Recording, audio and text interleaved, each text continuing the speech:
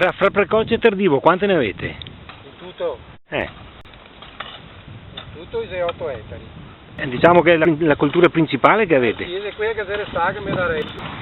È mezzo ettaro che precoce, e il resto è tardivo. IGP. Bravo. Fate parte del consorzio allora? Il problema più grande è che la gente non capisce che dovrebbe far parte del consorzio qua, che ora si faria una specie di monopolio come chi ha fatto con Mela. Comanda euro, i paesi il prezzo di un il pomi non ne siete tanti prezzi. Però stavolta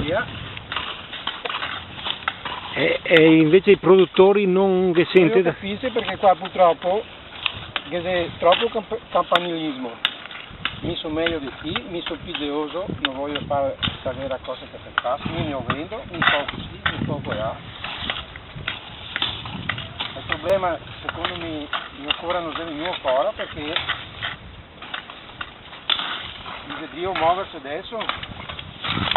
Se si muove per esempio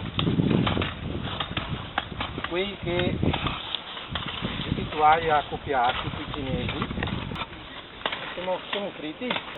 Ma il marchio l'avete voi però?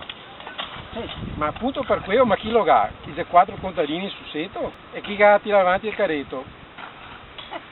Allora capito dove c'è il problema.